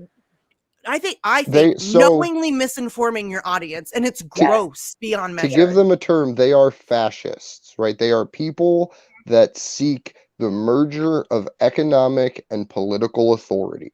That is fascism. Like textbook, like people that are trying to control the money and then control what the population is allowed to do. Like that's like Ryan Grimm. I think Ryan Grimm and Ken Klippenstein are just careerists. I don't think it goes that deep for him, dude. Well, I think it would, right? If he's presented, like, because right now he'll smear the shit out of anybody. If he's presented with a financial opportunity by the billionaire that funds him to do, that just makes him a selfish piece of shit. He's just willing to sell out. He doesn't care. Like I don't think it's as deep as him like wanting economic, and you know, I don't think it's that deep for him. I think he's just like, oh, here's how I get my paycheck. Right, but I mean, even that to me, like if you're willing to take the paycheck, Nuremberg says you're guilty. Yeah, like you can't justify the actions of fascism by saying I was doing my job. I'm like, just saying I don't think it's as deep as him knowing like that's what, you know what I mean? I think he would never say that's my political, like I think no, that's like I think he's just a narcissist. Yeah. You know, I think that's really what it is. But yeah, like they did the same thing with Afghanistan. Ken Klippenstein, right? You're like, oh, we ended a war. No, we fucking didn't. And you are like knowingly misinforming your audience, and they have huge audiences. That's a real problem. We didn't end shit. We ended the not even the military occupation, the ground troop occupation. We're still there. We still have people there. We have CIA there. We're still going to drone them. We're still going to, I mean, Joe Biden, everybody praised that speech that he gave. Literally in that speech, he said, we will continue to fight the war on terror in Afghanistan and in the region. He literally said that out loud. All they did was they just put like a new shirt on the same bullshit. It's now a drone war. And we know, thanks to Daniel Hale, that 90% of victims of drone war are civilians. And that's what you're cheering on. We didn't end shit. And I find that just really despicable that these people who proclaim to be journalists are doing the whole, we ended a war and horse paste and, all anti-vaxxers are MAGA, which I'm so tired of the anti-vaxxer bullshit too. I'm really tired of that too, Misty. Amongst people who should fucking know a lot better. I'm not an anti-vaxxer. Yeah, no. Literally I spent years in the middle of this fight. I have a child who has autism. I did a lot of research on vaccines as far as they do or not cause autism. They do not cause autism. And for years I got tired of people using my child as like this threat of, you know what I mean, and like using it to be anti-vaccine. I spent years in chat rooms and online fighting against the anti-vax narrative, or the vaccine hesitancy narrative. I think most vaccines are pretty safe. I think that we should continue to study them. They need to be made even safer. Parents need to be given informed consent. We need to re-examine the schedule. We need to constantly be reevaluating all science, right? So vaccines are no different. But I think for the most part, the benefit far outweighs the risk, right? So Yeah. no, Well, do I'm you not an know? anti-vaxxer. I'm on Do you a know list. how In mRNA 2015, they technology made a works? list. In 2015, they made a list. There's an anti-vax group who made a list of trolls online who were pro-vax that they didn't like. I'm literally on that list, and people will still try to call me an anti-vaxxer. It's Do you amazing. guys know how mRNA technology works? The like Not really. I'm not vaccine. like, I've watched a So couple interviews, but I honestly haven't really like dove deep into the COVID stuff because I just don't have so the so to break it down as bandwidth. easy as possible, there's a portion of your. This is the understanding I got from my daughter's pediatrician when I was talking to her generally about how it worked.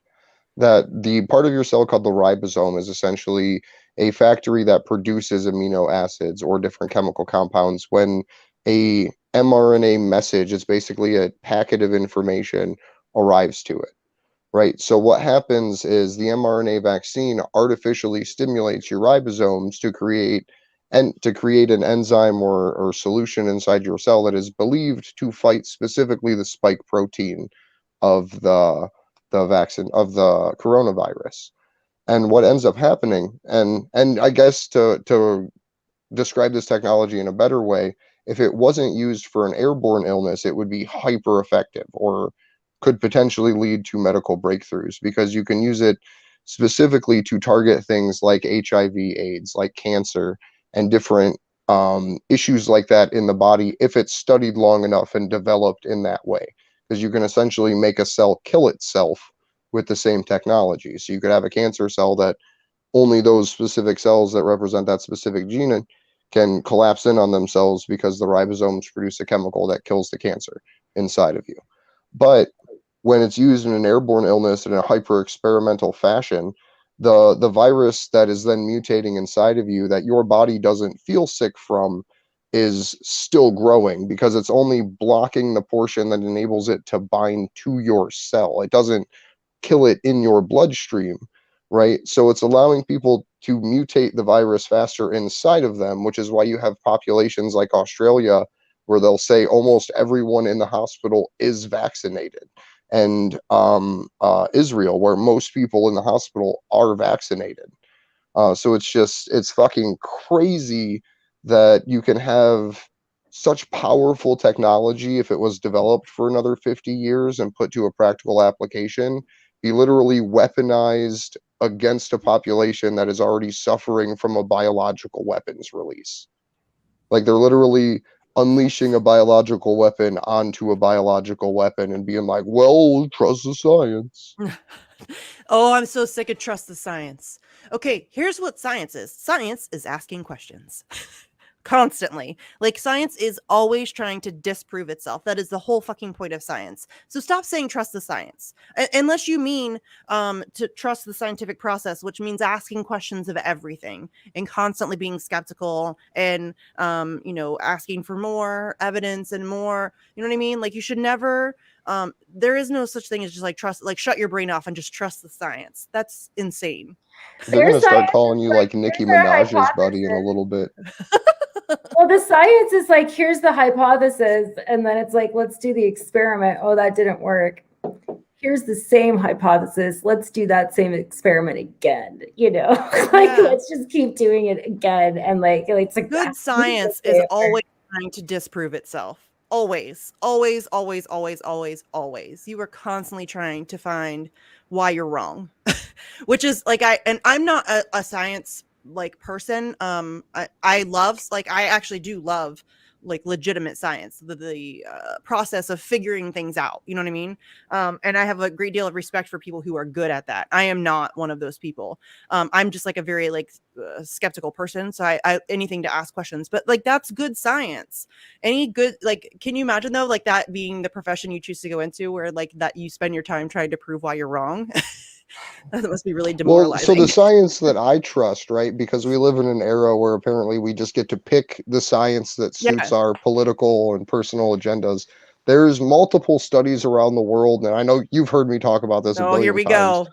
that prove that THC and CBD, when smoked or eaten, prevent cell entry of coronavirus, prevent replication inside a cell in the event that it does enter, and then boost your immune response to it, allowing your body to fight it and produce its own natural immunity. Right. So to me, like, I'll just smoke weed. Like, I have these case studies that tell me what I want to hear to justify my actions in life. Well, Like, I you was go gonna do read that your case anyways. studies. Could Yeah. you Right. That's step what I up, mean. Andrew? I was gonna do that anyways. So if you want to tell me that that'll help keep me from getting Right. Like, COVID, then here's some I'll science that says this is a good idea. Like, leave me alone. I'll Put at that in least our chat group, Andrew. I will. I will. yeah. There's two No, of them there's that a I have bunch. There's a printed, and there's a University third of one from Chicago France. study. Yeah, there's a couple different ones, and I'm not saying I don't doubt it at all. THC has been shown to be very effective for multiple different things.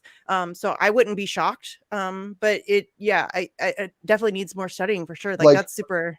Like, what side of the argument would we be on if they were like, okay, we need mandatory marijuana smoking? Like, you can't enter this building No, unless you test positive for marijuana. I'm not okay with mandating just about anything. Me Right. too. I'd have to be against it. Some people should probably not smoke marijuana. Some people should definitely not smoke marijuana. And it should be up to them. I think most people know that about themselves. Like, Yeah. Yeah. No, and I would never want to force it I on know. Yeah. anybody ever. Like But there are a lot the of people level who of I think lunacy that can be I applied to know, the vaccine thing. but I think there are a lot of people that I know who I think that if they got high, they would feel a lot better. But I would never force them to do it. You know what I'm saying? Like I would Mhm. never force somebody to get high. I might try to convince them. You know what I mean? Like I might have that conversation with them. Like, listen, this is what it does for me. This is, but if at the end of the day they don't want to do it, I would never be okay with mandating that everybody. Can you imagine? Right, like just the world that we would have to live in, to where like Anthony Fauci's like, everyone needs to smoke marijuana every day. Right? Like 2 Ugh. blunts, 2 masks, good to go. And the fact that they lie so much, y'all. I mean, how many times has Fauci, been caught lying during this whole, like, just straight up lying? It's been numerous times, and then people get mad because I don't trust him. Really? You're mad at that? Like, you're mad because I won't. Those are the same people that have the. Oh my god, my brain. Who was the? This is terrible. Who was the Supreme Court lady? Which oh, RBG? RBG. Yeah, Ruth Bader There you Ginsburg. go. My brain was like Ruth. I could never mind. It was She like sucks, by mixing the way. her and Stop that. idolizing that racist. Right, but like it's the same people that put Ruth Bader Ginsburg on a pedestal that would put Anthony Fauci next to her on the Yeah. same one. Yes. Yeah. Yes. And those are the same people who were like Cuomo-sexuals. Yeah. Like I remember when the protests in support of Ruth Bader Ginsburg were happening after she died, and I was like, are you trying to like bring her back? Like what are is you this? Yeah. Yeah. But those Yeah. are the same people that are like, I never supported the Iraq war. Yes. Yes. You know what I mean? Like, These are the same are people that in 5 years they're going to say that they always supported Julian Assange, and I will remember who you are. I'm a petty bitch, and I will bring receipts. But exactly. Well, I mean, maybe we Right. will. You know, Maybe we might I be will. like wiped off. If I have the ability, I will go to the ends of the earth to expose you. I will. I am a petty bitch. It's Jesse Jet's militia intent, where he's like, I'll walk through the wasteland to come for you. Yeah, I will. Yeah. You guys know I will. I can't wait. I don't know if Josh got to download this. I don't know if I actually got it downloaded, but if someone has a downloaded version of the Jimmy, the link, Rockman was giving me funky errors when I even went to it. What are you talking about? The Jimmy Dore thing? The Jesse Jet thing? Someone super chatted Jimmy Dore about Jesse Jet, and Steph like read the super chat in like a little, like in a really funny rhyme. He needs and to sample that. I thought it would just make a really hilarious promo for Jesse to be like, Jesse Jet, who's that? Or like whatever the fuck she said. It was adorable. I was just debating in my head whether or not I should say this out loud, but I think I'm going to say it out loud. He's working for an opening for Bitch and for Facts on the Ground too. That's cool. Yeah. Cool. So that's coming up soon. I'm excited for that. That's going to be awesome because he knows me pretty well. So I think that he's going to come up with something really awesome. Okay, my cat's eating my microphone. Stop it. You've I been got little ones I got to get tucked into bed here in a minute. Okay. No, Yeah, we're gonna wrap up. We're gonna wrap up because I honestly am a big bitch when I have a cold. I have a cold right now, and I'm one of those people who gets angry when I'm sick. So I've been sitting here this whole time. Like I had to mute a couple of times so I could sneeze. I like can only breathe out of one nostril. I know that nobody gives a shit, but yeah, I get really bitchy when I think that actually works for the show. So maybe me being uncomfortable and angry because I'm unable to breathe through one of my nostrils helps. But I also do have to get up super early to take the kitty for surgery tomorrow. So I'm so nervous. I'm so nervous, you guys. She's so little. Oh. What are they like to cut off the abscess? I don't know. No, I think she's gonna lose her eye most likely. It was really bad when I found her. So I don't know if you've seen all the pictures or whatever, but the day that I found her, it was like this giant ball, like blood, like it's gross. It's gnarly. It is gross. Yeah. It's gotten so much better though. Just over the I don't know, I guess it's been like 10 days since I found her like that. Maybe ish. And it's so much better. Like the swelling is way down and it's like not like huge and bulging. And so she looks so much better. I still think she's most likely going to lose her eye. I don't know how all that works though. I really don't want to know either. But so tomorrow they're doing the surgery to at the very least remove the infection, most likely also remove her eye. And then I don't know I don't know if she has to stay there overnight. I would assume so, right? That seems like a pretty intense surgery. I would assume she's going to be there all day. Generally, right? it's overnight if they get like knocked out. Okay. Yeah, if I get my eye taken out, I'd at least want a day. Yeah, they usually have to watch them for like 8 hours or so after. Okay. Well, I have to take her. I have to be there at 7:50 to drop her off. And then, so hopefully that goes well. It's just some stray cat, but I'm like emotionally invested now. So, and they are genuinely worried because she is so tiny. She's only like 5 weeks old. She like fits in the palm of my hand. She's super tiny. So like I have told people who have donated to the GoFundMe and stuff, they were going to do it last week because it was really bad. She really needs to have it done. But she's so small that they wanted like a week to be able to brainstorm just like how to intubate her. Right. How are they going to intubate her for surgery? So hopefully they can figure it out. When I first took her in, they had to use like a paper cup and cut it to use as a cone because they didn't have a cone that would fit her. She is really small. So hopefully she'll be able to like get through the surgery and then be able to get through recovery. Okay. They have like what's called, what you call it, fading cat syndrome or fading kitten syndrome or something like that, which can happen when kittens are very young anyway, like even just healthy kittens apparently. But then so like go through the trauma of a surgery that can also obviously exacerbate that issue. So hopefully, fingers crossed, little Jack will be fine. Fingers crossed. Yeah, she is very cute and snuggly and playful and fun. So I just hope she makes it because I don't really want to have to deal with losing a kitten. It would be sad. Ugh. So yeah, hopefully tomorrow will be happy news. We'll have happy news. Okay, so do you guys want to plug your Twitter and the Denver group, and Andrew, if you want to plug A for A, I'm sure. Yeah. Sure. Also, so I'm Kendra Christian, and I run the with the rest of my group, our good committee out in Denver, Denver Action to Free Assange. Our Twitter is at DNB3JA. And then we also have Denver Free Assange on Facebook as well. We will be having an event out soon. So if you are in the Denver area, save the date for October 23rd. Details to be announced. So check our Twitter. That's where we're most up to date, and also trying to support all the other activist groups that are out there. So we appreciate all the retweets. We appreciate the follows. Thank you, everybody. And I just have to, it's so good to see you guys. I love you guys, man. Yeah, it has been a long time. Too long. Yeah. Alrighty, Andrew. What do you got, dude? My name's Andrew Smith. You can follow me on Twitter at Andrew Zigmund, ZIGMUND. You can follow Misty and I for the show that we do on Tuesdays, sometimes Saturdays now, at action_for Assange on Twitter, and Action for Assange on YouTube, right? Yeah, what was that? Right. I like canceled the thought and it didn't go well. I didn't get any jazz hands, but I got a weird floor flip. Get it together. You could find us on Rockfin at rockfin.com/A for A. I think we're also on Odyssey, but I don't think we stream there. I think it just backs it up. It backs it up, yeah. Yeah. Okay, cool. So I think the only thing I have before we wrap up, next week we have Pasta coming on the show. The week after that, we have Liv from Fred Hampton Leftist. And then the week after that, we have a bunch of the Medicare for All, March for Medicare for All activists coming on. And then potentially the week after that, I'll try to get Krish back. But I was already booked those 3 weeks out, so it's gonna be a little while before I can get Krish back in here. But hopefully soon, because I think he needs like a venting session. Maybe I'll do like a whole special edition of Bitch just for Krish.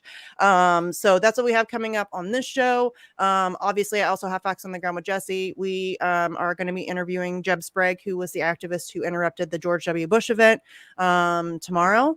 No, I'm sorry, Friday. Tomorrow I'm going to be on Wardier's show, Uncle Warren's show. Why am I blanking on what it's called right now? I don't know. He might be in the chat.